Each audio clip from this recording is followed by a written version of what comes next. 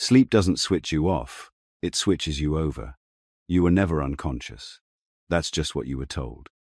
Every night, your body powers down, your eyes close, and the world fades. But you don't disappear. You shift. You move. Your consciousness begins its nightly journey into the unseen. And the truth is, that journey has always been happening. The only reason you don't remember is because you were trained not to. From childhood, you were taught that dreams are nonsense, that sleep is just for rest, that anything you feel, see, or hear in the dream world is fiction, random noise made by a tired brain. But what if that's the lie? What if your dreams are not illusions, but fragments of something deeper, a hidden world of meaning, memory, and motion? Thoth, the ancient Egyptian god of wisdom, didn't treat sleep as silence. He saw it as a passage, a portal into other realms where the soul remembers its power. And every night, whether you're aware or not, you step into that portal. From the moment you learned how to speak, how to count, how to color inside the lines, you were also taught what not to trust. You were taught that dreams were just your brain playing tricks on you, that the voices, the places, the visions, none of it mattered. It was just a dream, they'd say. Every time you shared something strange, beautiful, or terrifying that happened in the night, the message came back the same. Ignore it. Forget it. Suppress it. This was not an accident. This was your first lesson in forgetting yourself. See, you were born open. Your early dreams were vivid, wild, symbolic. You traveled without knowing, drifted through layers of thought, time, and feeling. But you weren't allowed to keep that gift. You were gently redirected, nudged away from your inner world and toward the outer script. What mattered, you were told, was waking life, performance, productivity, the physical world, real life. But ancient cultures didn't see dreams as detours from reality. They saw them as the roots. In Egypt, dreams were considered messages from the gods. In Tibet, dream yoga was practiced to train the soul for death. And in Hermetic traditions, sleep was sacred, a way to access truths too vast for waking logic. Thoth wasn't just a god of writing and language. He was a master of astral law, the keeper of hidden dimensions. And he understood something modern culture has lost entirely, that sleep is where consciousness remembers its freedom. But instead of learning to listen to our dreams, we were taught to dismiss them. Schools didn't ask you to recall your dreams, they asked you to memorize equations. The media never praised the dreamer, they glorified the hustler. And when we did dream of something larger, more mystical, more profound, it was quietly pathologized. Dreaming became childish. Spirituality became irrational. Intuition became dangerous. And so we began to lose the most valuable skill we have, the ability to perceive other layers of reality. Our dream muscles atrophied. Our inner vision blurred. But the programming went even deeper. You were taught that success is based on output, on goals and grades and measurable results. In that system, sleep became a weakness. Rest became laziness. Stillness became stagnation. But sleep, real sleep, is not still. It's movement, silent, hidden, subtle, but more powerful than anything you do during the day. Because while your body lies still, your mind is navigating entire landscapes of memory, emotion, archetype, and energy. Not everything can be said on YouTube, but we go deeper inside Insights Academy, our free newsletter. For a limited time, you'll also get access to a free copy of the Kybalion when you sign up via the link below. The truth is, you were never meant to be cut off from your dream life. The system didn't just steal your time, it stole your night. But you can reclaim it, because that sensitivity, that instinct you've always had, that there's more going on when you sleep than you were told, that was never wrong. It was buried beneath the schedules and screens and fluorescent classrooms that told you to get up early, work harder, and sleep only when necessary. But sleep isn't passive. It's a state of reception, and the only reason you haven't seen what lies beyond the veil is because no one ever taught you how to look. No one taught you that your thoughts before bed are programming your journey, that your emotional state becomes your vibration, that your consciousness doesn't wait to be activated, it's always moving, always listening, always reaching. This world we live in has conditioned us to fear the unknown, but dreams are the unknown you were meant to explore. They are not distractions from life. They are messages from your deeper self, from realms that operate outside of time, from echoes of who you were before you were told what to be. Every night is a doorway. And when you start treating sleep not as rest, but as initiation, everything begins to shift. You stop asking, "What did I dream?" and start asking, "Where did I go?" That question is the first crack in the wall they built around your inner world. That question is the beginning of waking up. Every night, as your body sinks into sleep, something extraordinary begins. Your breath slows, your muscles relax, and your mind drifts into what science calls the REM stage. But what they don't fully explain, what they can't explain with electrodes and graphs, is that in this moment, your consciousness slips through the cracks of physical perception and begins to move. Where it goes depends on one thing: vibration. And this is the part they've hidden, not just from textbooks, but from your entire culture. You've been taught to believe that dreams are random firings in a resting brain, leftovers from the day, useless imagery. But ancient knowledge, especially the teachings of Thoth, tells a different story entirely. Dreams are not noise, they're records. They're snapshots of the places your consciousness visits when your physical senses go offline. And when you begin to remember them, not just the content, but the feeling behind them, you realize something earth-shattering. Not all dreams are dreams. Some are memories. Many of the visions you've had weren't imagined. They were real experiences occurring in the astral plane, a dimension layered over this one, vibrating at a different frequency. This isn't fantasy. It's been observed, recorded, and even scientifically explored. Think of the work of the Monroe Institute, where subjects repeatedly reported out-of-body experiences, consciously traveling beyond their physical forms. Or Dr. Charles Tart's research on altered states of consciousness, where dreamers reported encounters and environments that were too structured, too detailed, too real to be dismissed as fiction. And yet the world around you continues to mock the very idea. Why? Because if you accept that your consciousness can move beyond your body, if you truly embrace that you are not bound by this physical shell, then you become very hard to control. The rules no longer apply in the same way. You stop playing small. You stop living in fear, because you start to realize that death isn't the end. That time isn't linear. That communication doesn't require words. In the astral, you can meet others, spirits, ancestors, even the living, without ever speaking a sentence.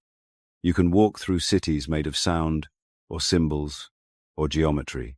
You can stand before teachers who do not speak in language but in waves of meaning that hit you like truth directly injected into your being. But none of this is possible if you keep treating your dreams like illusions. They're not. They're messages. And sometimes, they're warnings. Ever had a dream that came true? That showed you something days, weeks, even months before it happened? That wasn't a coincidence. That was your consciousness, tapping into the non-linear field of time, where past, present, and future all exist simultaneously, and the soul can navigate across them like moving through rooms in a house. Some dreams are symbolic. Yes, they come cloaked in metaphor, not to confuse you, but to speak to your deeper mind, the part that understands the language of the soul. Others are more direct. You find yourself in a place that feels more real than waking life. The colors are more vivid, the sounds more textured, the emotions more intense. That's when you've crossed the threshold. That's when you've slipped into the astral. This realm is layered. There are higher dimensions, full of clarity, light, and wisdom. And there are lower ones, dense and chaotic, shaped by fear and unresolved pain. Where you go isn't random. It's determined by what you carry inside. If you fall asleep stressed, bitter, angry, you may find yourself in places that reflect that energy. But if you fall asleep with intention, with clarity, with curiosity, the doors you walk through begin to change. Thoth taught that the astral is a school, a mirror, and a proving ground. And whether you remember it or not, you've already been attending its lessons. The question is, are you ready to wake up to the truth of your travels? Because the next time you say, "I had the strangest dream last night," pause, reflect. You might not be remembering nonsense. You might be remembering where you went. Where your consciousness travels at night isn't determined by chance. It's shaped by what you hold within. Every emotion, every fear, every longing becomes the compass. The astral plane doesn't judge, but it reflects. It bends and morphs to match your inner landscape, almost like a spiritual mirror held up to your unconscious self. And the deeper truth? Most people never realize they've been navigating these realms for years, mapping out dimensions that resonate with their hidden states of being. You could visit the most radiant, crystalline spaces full of luminous beings and deep insight. Or you might wander through grey cities, strange fog-filled rooms, or spaces that feel emotionally heavy, densely packed with confusion or static. These aren't dreams built from randomness. These are destinations, and they're not assigned to you. They're attracted to you. The astral responds to your frequency. It welcomes you into the rooms you've already built with your thoughts and emotional patterns. Fear takes you to places where fear reigns. Anxiety anchors you to slower, murkier zones. But peace, love, gratitude, these open the gates to dimensions that hum with clarity and healing. This is why ancient teachings, from Thoth to Tibetan mystics, always emphasize purification of the mind and spirit before sleep, not for religious ritual, but for navigation. Because where your consciousness lands determines what it learns, who it meets, and what it brings back. In the ancient temples of Egypt, initiates were taught to prepare themselves before rest. Specific chants, oils, and mental preparations weren't superstition. They were tools for tuning the self, so that astral journeys could serve higher purposes. The Temple of Sleep wasn't a myth. It was a practice. Thoth's teachings, etched in the emerald tablets, point to this, that mastery of sleep leads to mastery of realms beyond the physical. And through that mastery, we evolve. When you become aware of this process, even a simple bedtime routine becomes sacred. Your final thoughts before sleep aren't throwaways. They're the ignition key. What you think about in the moments before your body lets go becomes the setting for your journey. That's why so many spiritual teachers talk about intention as a superpower, because it is. Intention doesn't just direct dreams, it acts like coordinates. Set it properly, and your consciousness follows. You can ask for healing. You can ask for insight. You can even ask to meet specific guides or enter particular planes of learning. And often, when the request is clear and the vibration matches, the experience follows. Some have described waking from dreams with information they couldn't have known, languages they don't speak, or answers to questions they hadn't even consciously formed. This is the memory of the astral surfacing through the veil. It's fragile, easily lost in the morning fog, but it's real. And the more you pay attention, the stronger that thread becomes. But this is also where it gets challenging, because just as beautiful realms exist, so do darker ones. These aren't evil, they're denser, built from unresolved energy, trauma, fear. If you've ever had a nightmare that felt too real, that left a residue for hours or days afterward, you've likely passed through one of these zones. Not to be punished, but to be made aware. They're calls to resolve, to release, to transmute. Thoth warned of these realms, not to scare, but to prepare. He taught that the astral isn't just a place of comfort, it's a proving ground, a place where your inner world is externalized, exaggerated, and placed before you, not to torment you, but to give you the raw material needed to evolve. It's one thing to read a truth in a book. It's another to face it in a realm where illusion dissolves and your emotional energy shapes the walls around you. And this is where the real shift happens. When you stop seeing sleep as a break, and start treating it as a training ground, your nights begin to change. You no longer dread the darkness or ignore the visions. You lean in. You become curious. You begin to understand that the realms you explore aren't just reflections, they're classrooms. This is the path Thoth laid out. Not escapism, but evolution. A nightly invitation to remember who you are beyond flesh, and to confront everything that still keeps you tethered. Not because you're being punished, but because you're being invited. Invited to rise, to refine, and to remember. Sleep, then, is not the end of the day. It's the beginning of another kind of journey. Most people think dreams are private, just figments of their own subconscious. Flickering images, leftover thoughts, bizarre narratives made up by a brain trying to organize its day. But that's a shallow interpretation of something far more profound. Because sometimes what you dream wasn't yours to begin with, and sometimes you're not the only one dreaming it. All over the world, from indigenous tribes to ancient mystery schools, there have been whispers of what are now called shared dreams. Two people, sometimes strangers, waking up with the same memory of the same place, the same events, the same conversation. They weren't dreaming alone. They were meeting, somewhere beyond the limits of the physical, in what Thoth and others described as the astral commons, a realm where minds untethered from bodies can converge. You might brush it off as coincidence, but science is slowly catching up. Studies in consciousness research, including work by pioneers like Dr. Stanley Krippner and Dr. Stanley Krippner, Montague Ullman, have documented cases where participants described the same specific dream symbols or environments without prior communication. In some experiments, one person was designated as the sender, thinking of an image before sleep, while the receiver would dream that exact image, often without any clue where it came from. This isn't imagination, this is resonance. In the astral realm, where thoughts and energy move faster than words, your vibration acts like a signal. If it matches someone else's, you link. That's why some dream encounters feel so vivid, so real. You weren't hallucinating, you were meeting. And sometimes, that meeting holds meaning far beyond anything you've processed in waking life. People have described connecting with loved ones who had passed, conversations so detailed, so emotionally charged, they changed their lives. Others recall encounters with guides, teachers, even beings of light who communicated without language, passing on knowledge that couldn't be explained, but somehow was understood. Some of these encounters lead to emotional healing. Others plant seeds for creativity, innovation, or courage that emerge weeks or months later. And perhaps most mysteriously, some dreams slip through with warnings, predictions, or visions of events yet to come.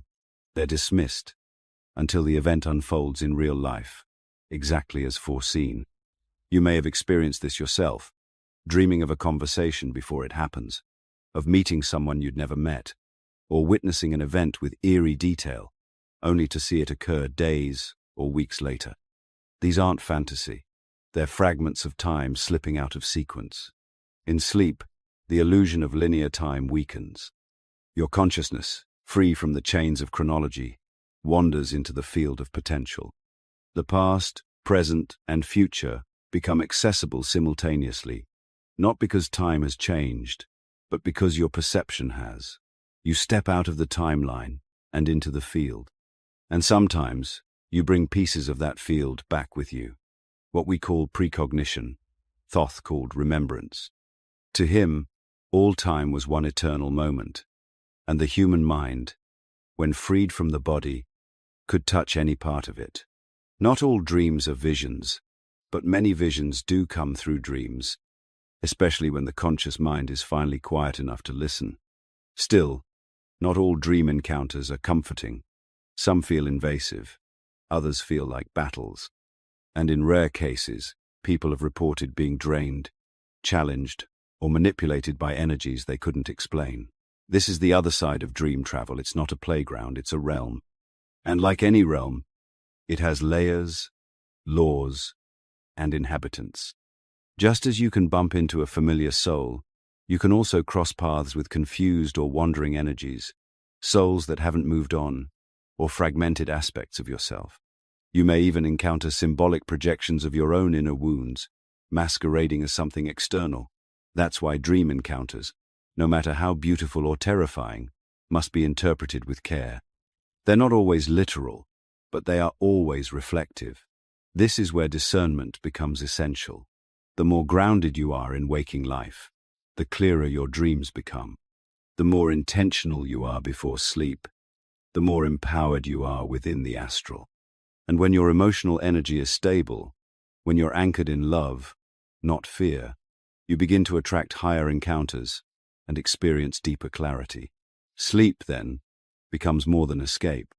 It becomes communion with others, with guides, with your deeper self, and with the parts of reality that only reveal themselves when the veil is thin. There's a moment just before you fall asleep where something powerful happens, but almost no one talks about it. That liminal space between waking and sleeping is more than just a fading of awareness. It's an opening, a gateway, a programming interface for the subconscious. And if you don't use it, someone or something else will. Your subconscious doesn't argue, it doesn't debate, it receives and stores. It's the soil where every belief, habit, fear, and possibility is planted. And the moments before sleep are when that soil is most fertile. This is why so many esoteric traditions placed enormous importance on bedtime rituals, invocations, and focused intention setting. Because in that softening of the conscious mind, your inner world becomes programmable. What you tell yourself before sleep matters more than what you tell yourself during the day.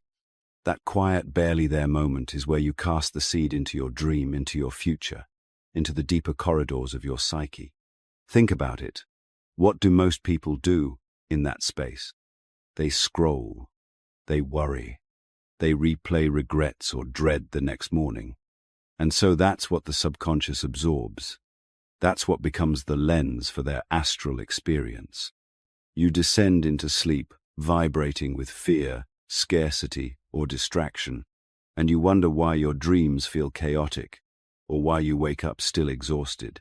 But what happens when you intentionally shape that moment? When you speak to your inner mind with purpose? Thoth taught that the mind is the architect of reality. That thought, when focused and directed, is the first tool of creation. And that the pre-sleep state, what modern researchers call the hypnagogic state, is the golden window for influence. Your conscious mind begins to dissolve, and the subconscious opens wide, listening without filters. This is where mantras, affirmations, visualizations, and quiet intentions slip past the gate and become law. Want to dream lucidly? Set the intention. Want guidance from a deeper part of yourself? Ask, directly and simply. Want to rewire a belief that's been holding you back? Plant the opposite statement with feeling. It doesn't require ceremony or ritual, though those help. It just requires presence. The mind is always listening. The only question is, who's doing the talking? And here's something the system would prefer you never realize. Your dream experience isn't passive. It's not random. It's reactive to the vibration you bring into it. A fearful mind will sink into dense layers of the astral, encountering symbols of anxiety or struggle. A clear, calm, open heart will float higher, accessing spaces that offer insight, healing, and peace. Where your consciousness goes during sleep is determined not just by curiosity, but by coherence. This is why children often experience vivid, fantastical dreams. They haven't yet been conditioned to doubt or suppress their inner senses. But as adults, that openness closes. Slowly. We're told dreams don't matter. We're told not to talk about them. And we lose access. Not because it's gone, but because we've stopped knocking. You can return, but you must knock with intention. And if you've ever wondered how some people seem to manifest faster, how their intuition seems sharper, or how they just know things, it often starts here, with what they do before sleep, because that's when they're aligning their inner field, choosing what to feed the subconscious, and giving direction to the soul before its nightly flight. It's not magic, it's practice. But to the untrained, It looks like magic. This is the technology hidden in plain sight. Not devices or machines, but the mind. Not the internet, but the inner net. And just like any system, if you don't program it, something else will. Media, fear, unresolved emotions, or the echo of yesterday's stress. These are the default coders. You must interrupt the pattern. Start with one sentence, one image, one feeling. That's enough to begin. The subconscious doesn't need volume. It needs clarity. And when you begin treating sleep as a conscious descent into deeper layers of reality, not just rest, but ritual, you reclaim a kind of power that's been stolen through neglect. You stop being a passenger in your dream world and start becoming a navigator. So tonight, just before you drift off, pause, close your eyes, not in surrender, but in command. Whisper your intention, not to the room, but to the realm, and then let go. Time doesn't move the way you think it does. In the waking world, we're chained to clocks and calendars, linear, logical, predictable, but sleep dismantles that illusion. It pulls you out of the timeline you were told to obey and shows you something ancient traditions have whispered for centuries. That time is not a line, it's a field. How else do you explain dreaming about a moment before it happens? Maybe it was something small, a conversation, a place, a symbol. You brushed it off as déjà vu, but deep down, something stirred. A flicker of recognition, that strange feeling that you've already lived this moment, already seen this face, already stood in this exact spot. It wasn't your mind playing tricks. It was your consciousness slipping through the cracks of time while your body slept. Thoth described time not as a forward march, but as a spiral, a dimension that bends, loops, overlaps, and when the body sleeps and the mind quiets, consciousness becomes unbound. It can glide beyond the present moment, brushing against memories not yet made, witnessing probabilities that have yet to unfold. This isn't fantasy. It's been documented, studied, even feared.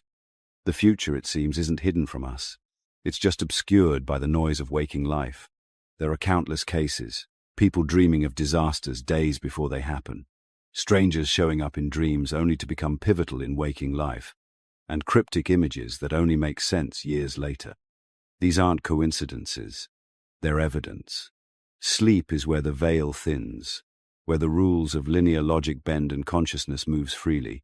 Even science is beginning to catch up. Quantum physicists now argue that time is relative, not fixed. Some suggest the past, present, and future all exist simultaneously, layered like pages in a book. You don't need to write the story in order. You just need to learn how to turn the page. And during sleep, you do, again and again, without knowing it. But here's the catch. The quality of what you perceive depends entirely on your state of consciousness. Just like a foggy lens distorts an image, a restless or chaotic mind distorts the messages it receives. This is why clarity before sleep matters. This is why intention setting is not just new age fluff, it's precision navigation. If you enter sleep with fear, your perception bends toward confusion. If you enter with openness, symbols sharpen and patterns emerge. You won't always receive crystal clear visions of the future. Often, the messages arrive cloaked in metaphor, symbol, and surreal narrative. But if you pay attention, if you record, reflect, and decode, you begin to see the map. You begin to understand that sleep is not passive. It's reconnaissance. And what about the dreamers who've seen too much? The ones who wake up shaken, as if they've been somewhere too real, too detailed, to be dismissed? These are not just random firings of the brain. These are travelers who have brushed against potential timelines, carrying back fragments. The tragedy is that most dismiss these experiences before they can learn from them. They trade a glimpse of the infinite for the illusion of coincidence. You've had these moments. You've glimpsed something and felt the weight of its truth before it ever appeared in your life. The system taught you to doubt it, to explain it away. But what if those glimpses were guidance? What if they were invitations to prepare, to pivot, to wake up. The subconscious mind is not a vault of the past. It's a receiver of the infinite. And during sleep, when the distractions die down, it becomes a channel. The trick is learning how to listen, and even more importantly, how to respond. Because knowledge of the future, no matter how vague, is useless without action. The purpose of foresight is not fear, it's preparation. And it's not about controlling fate, but co-creating it. If you understand that time is fluid, that the dream realm is a space where timelines tangle and consciousness can explore across them, then you also understand the immense responsibility that comes with it. You are not a passive observer of your life. You are a navigator of possible realities. But you'll never see the signs if you keep closing your eyes. Where your consciousness goes during sleep doesn't just depend on biology or chance. It depends on frequency. Every thought you think, every emotion you feel, vibrates. And during sleep, you don't escape these vibrations. You travel through them. The astral realm, the dream state, the hidden dimensions. They're not random destinations. They're tuned to your internal signal. Like a radio receiver locked into a specific channel, your soul moves toward what it's in resonance with. This is why two people can fall asleep in the same room at the same time, yet journey to completely different realms. One emerges from serene landscapes filled with clarity and messages. The other wakes in a sweat, haunted by chaos and distortion. The difference isn't the sleep, it's the state they entered it with. Fear, guilt, unresolved trauma. These carry weight, dense, magnetic weight. When you fall asleep with these in your energetic field, your consciousness gravitates downward, not upward. It sinks into lower astral layers where confusion, fear, and even parasitic entities dwell. These are the nightmares that feel too real to ignore, the dreams that leave you exhausted rather than refreshed. They're not punishments, they're reflections, mirrors of the frequencies you've been radiating. But the opposite is also true. Love, gratitude, peace, these raise your frequency. And when you carry those into sleep, the dimensions you access become clearer, lighter, more instructive. You meet guides, receive symbols of healing, or gain profound clarity about waking life challenges. This isn't spiritual fantasy, it's vibrational law. Thoth taught that as above, so below is not just a metaphor for cosmic symmetry. It's a literal reflection of your internal world mirrored in the realms you enter. The emotions you hold onto in the day shape the landscapes you visit at night. You're not just drifting into subconscious chaos. You're navigating a map drawn by your own frequency. So how do you raise it? It starts with what you allow into your mind before sleep. Are you scrolling through stress-inducing news, absorbing chaotic content, or ruminating on past wounds? Or are you clearing your energy, expressing gratitude, setting intention? What you feed your mind before bed is like setting coordinates for your journey, and intention is everything. A simple statement, "Tonight, I ask for clarity," or "May I meet only what serves my growth," can alter the entire course of your astral movement. It's not the words themselves, but the frequency behind them that sets the tone. Intention, when aligned with awareness, becomes a form of spiritual GPS. Your environment matters too. The energy of your room, the symbolism in your space, even the position of your body can influence where you go and what you encounter. Sound, scent, and light. All of these act as subtle cues to the subconscious. They either harmonize you or disorient you. Sleep is not separate from your environment. It's shaped by it. This is why many initiates of mystery schools treated sleep as sacred preparation. It wasn't something to fall into. It was a ritual, a gateway, a voyage. They fasted, purified, meditated, because they understood the journey wasn't random. It was navigated by intention, frequency, and purity of thought. And you don't need to be an ancient priest to do the same. It's as simple as becoming conscious of what you're carrying when you close your eyes. Are you falling asleep in reaction or in awareness? Because that one choice determines whether your night is just unconscious recovery or conscious evolution. The truth is, your vibration isn't just a byproduct of mood. It's a passport. And sleep is the vehicle. Not every journey through sleep is blissful. Sometimes, what greets you when you close your eyes is chaos. Chases through endless corridors, dark figures watching in silence, landscapes soaked in confusion, fear, and dread. Nightmares aren't random glitches in the system. They're signals. They're teachers. But most of us run from them because we were never taught to face what frightens us. We were taught to avoid it, suppress it, and label it as just a bad dream. But nothing in consciousness is just anything, especially not fear. Nightmares are misunderstood messengers. What you see in them may appear terrifying, but its purpose is often diagnostic, not destructive. Nightmares can reveal wounds you've buried, emotions you've ignored, or unresolved patterns you refuse to see. They strip away the distractions of waking life and confront you with raw symbols. The aggressive animal, the collapsing structure, the silent figure chasing you, all reflections of internal energies demanding your attention. Thoth described these visions not as punishments, but as karmic reflections, symbols emerging from within your astral body, shaped by your subconscious conflicts. The lower astral realms are filled with fragments of human emotion, pain, jealousy, rage, fear. When you enter sleep with unresolved energy, your frequency aligns with these spaces. You don't create nightmares out of nothing. You resonate with them. And in doing so, you magnetize experiences that mirror what's festering within. The great mistake is thinking the nightmare is external. But the darkness in dreams doesn't come from a monster under the bed. It comes from the parts of yourself you've hidden from, and until you face them, they'll continue to meet you there. Because sleep doesn't let you escape yourself. It brings you closer to what's been pushed away. But here's the opportunity. Facing the nightmare transforms it. There are countless reports of lucid dreamers who, when they stopped running and turned toward the thing that chased them, found it changed. The attacker became a guide.